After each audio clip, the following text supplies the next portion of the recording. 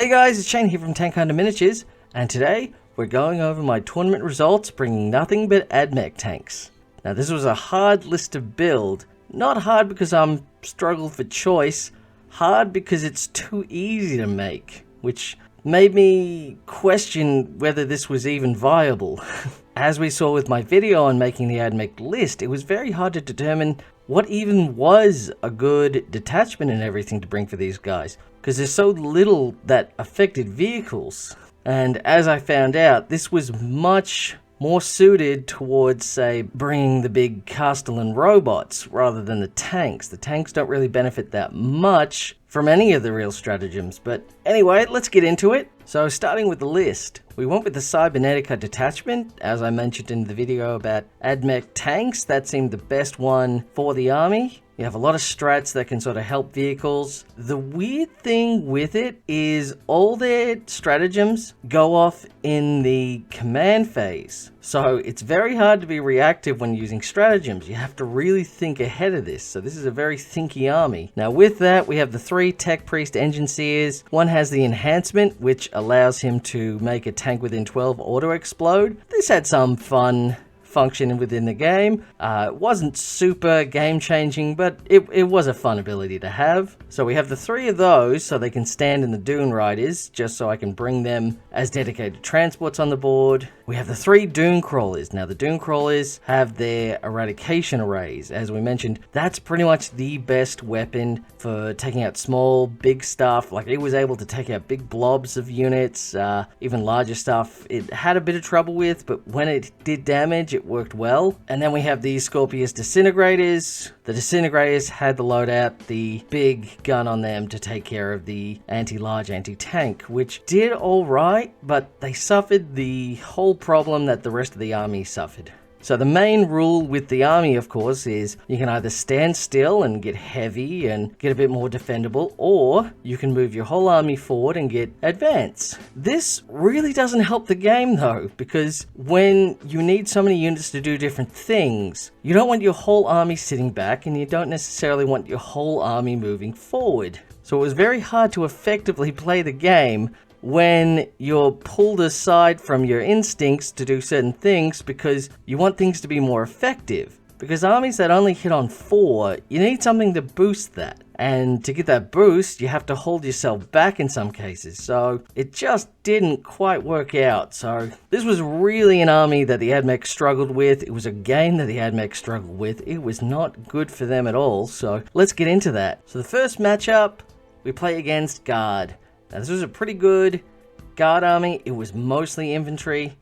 The only thing not infantry, of course, was that big Rogel Dawn there. And as we've seen, Rogel Dawn is it's a beast. It's a bit of a big heavy hitter and a big damage soak as well. So I knew that was going to be pretty hard to take down. And of course, he had regiments of infantry, Cadians, Catechins, the whole works. So infantry blobs, big ones like this, these work really good in the game because you always have something else that even if they don't deal a lot of damage, they can still win you the game just with board control. So my opponent gets first turn and he's able to move up the board. He isn't able to get super fast out. He's still kind of far from the objectives. So I'm able to really take advantage of that and move out fast. I go into assault mode because I know I'm going to have to get there, you know, really push him back, hold him back. So I thought this was a pretty good start. As you see, the Disintegrator, he's taken some shots from the Rogel Dawn, but, you know, they're trading all right.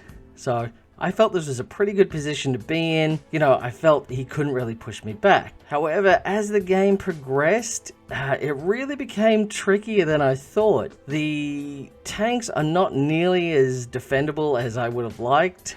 And yeah, even so, we were able to really push back a lot of infantry. We had Scions coming in from Deep Strike, and they were able to just shoot me off with all their plasma and their crack grenades. I also rolled terribly, but you know, that just happens. But so unfortunately, all my army just couldn't do enough damage. It had a lot of shots. It couldn't fully finish a lot of things off. And it was just too hard for me to really push back the tide. When I had my Guard army, you know, I had so many flamers, I could just always flame off hordes. So this time only having the Cognis Stub Array, that was good. That was definitely good at clearing hordes, but only when you really had to think ahead to get it working because I needed it to be heavy so it'd get the +1 to hit. I needed it to be stationary. I needed people to be in certain places. Like to use the stratagem to get the rerolls, I had to have something pre-wounded. To also get the bonus to hit, I had to pick something that was on a target objective and then a target tank. It was just all too much. Specific things have to happen. You have to plan so far ahead for all of these things to work off in your favor. So while you're thinking of that, it's just not a fun way to play the game, and it's just doesn't quite work. So by the end of this game, yeah, I had lost pretty much the middle that I was trying to defend. I just couldn't take off that Rogal Dawn. I had 3 disintegrators going into it, and it tanked through most of it. So yeah, it hurt just seeing how inaccurate it was, and he had so many ways of getting more stratagems, more command points. I had so little command points the whole game, and I really needed them. Because that's the thing playing like Space Marines and your guard. You don't really need your stratagems. Most of your vehicles have special abilities that work well enough that they don't need that much support.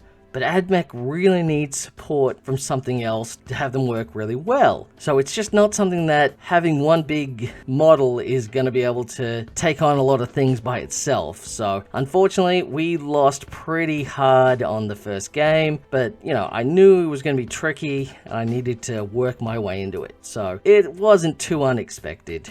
So in our second match, we went up against Tyranids. This was the same army that we'd fought last time with our guard list, but the guard list was doing a whole lot better and had a whole lot more damage you could deal, but I felt pretty good against this one. I felt, you know, it's another horde army, so I was keen to see if I really could take out another horde.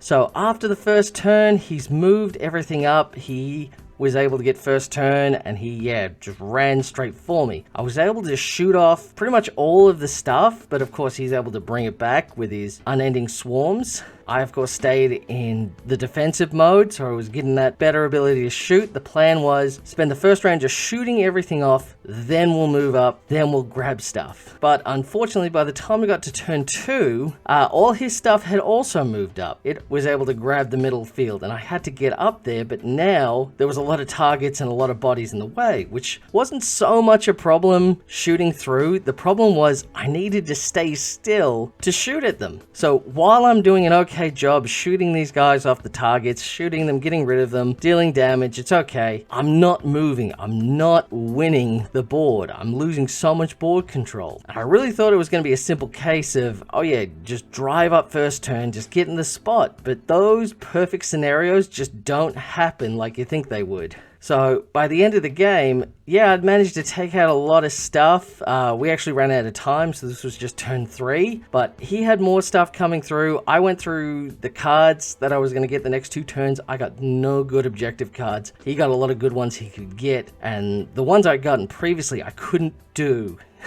And he was able to shadow the warp, so I was actually battle shocked on a few of the tanks, and that actually makes a big difference because, yeah, you're not holding objectives and you really need to cap them to get board control points, and I just couldn't catch up at that point. So by turn 3, I just had no real way of bringing the lead back to me, despite still having a pretty strong army, being able to deal some damage. I shot off a lot of the stuff, but yeah, it just still couldn't win the game. So this brings us to our third and final game, going up against Orcs. Now, I think this is the first time I've actually played Orcs this edition, so I was really keen. I really wanted to see what would happen. Basically, the same thing happens that happened in the last game. He goes first, pulls everything forward. I go into defense mode, and I have to, you know, shoot everything down. I think, well, that's fine. I should be able to handle that. And to an extent, I do. So by the end of my first turn, I'm able to move a few of the transporters up. His commandos that snuck in, they're in combat with the disintegrator. And they just aren't able to be pushed off, unfortunately. So that was fun. That kept him stuck in... They weren't really doing a lot of damage because tanks don't really have that much anti-tank. I'm sorry, I just said tanks. I mean, orcs don't have a lot of anti-tank sort of weaponry, only in sort of combat they do. You see his mech gun up the back there. That did nothing the entire game, so that was fun. But he was able to push out really fast, so by the end of his second turn, he's right up the midfield. He's still up the back with some knobs. He's called the Wa. He's locked me in place. So in 2-3 turns, I haven't moved. I'm still where I was. He managed to take out the 2 transports, take those objectives off me, so I can't claim anything. So the end of my next turn, I'm pulling back just so I can shoot them off. And he doesn't have that much left. As you can see, I'm still in great control. Everything's still alive that can do a lot of damage. But the problem is I'm stuck in the same place. I haven't moved all game. So that's the trouble. It can't handle this kind of pressure very well. So then by his turn, he's locked me up in combat. I've shot some things off the targets. I'm slowly trying to get back. So by the end of my next turn, it's my turn 4, and pretty much everything's gone. So all the orcs are gone, except those Grots down the bottom and his big cannon. So I was like, right, I have to move fast, because if I can claim every objective, I can just get the lead on points objectives by the next 2 turns. So I have to shoot forward. I was able to just get the rest of the army done, so he's tabled. But just because he's tabled doesn't mean he wins. I have to get these points back. So I make a rush for his home objective that will be worth more objective points at the end of the battle round. So I'm scoring everything. There was no cap on this mission for objectives, and I'm able to just pull the victory through. So this was an army that even if you table your opponent, you can't be sure you've won. So this was a fun game, at least. This was really challenging, really made us think. I had a great time with this one, but that just tells you how much this army struggles to win games and to even function on the same level other tank armies we've seen have done. So, you know, at the end of the day, it was 2 losses, 1 victory, and which was a very hard-fought victory. So, to summarize how this army is, I'd place it on the bottom of Tank Army tier list. It really didn't do good. It has too many convoluted rules, too much syncing problems. It's just hard to really get it going and building up momentum. You just have zero real choice with the army as well. There's so little, like, we had to bring in the Armiger. The Armiger did really good as well. You know, having it OC of like 8, that's crazy. That was needed. So that's funny that you need to bring another person's army piece just to make this more viable. So yeah, I wouldn't recommend bringing this list. I wouldn't recommend trying to use many of these in games with other stuff unless you've really got something working on it. But yeah, the Cybernetica detachment, that's just for robots. Just bring robots. Don't bring these tanks. They're not really that great unless you're planning to just leaving them in the back, just be long-range shooters, and that's it. That's all you gotta do for them. So yep, we can retire this army. You know, we've learned all we can from it. So hopefully the next game will either have Tau, because I think their codex is coming out. It's tricky to work out. It'll either be Orcs or Tau, so we'll see how they go. I think that's going to be better either way. I've got some few ideas for them. So I guess with the ranked tank armies on powerfulness, you know, you got Space Marines still top. Then we've got, I'd say, Eldar. Need to try Eldar again, maybe. Then Guard. You know, I've played twice with Guard, done super good with Guard. I played Eldar once, did incredibly good. I just got out Eldar'd. So maybe we'll try again. But then we've got Sisters. Sisters, I think, are still in the same place. And AdMech at the bottom. So more research is required to see who's going to come out victorious in this whole test that we're doing. But it'll be a lot of fun. So yeah, hopefully you've learned more about this army, learned about the struggles of AdMech. From what I understand, most people aren't too happy with them, so that really sucks, but what can you do, I guess? But yeah, we'll see how the next one goes, and I'll see you then. Bye!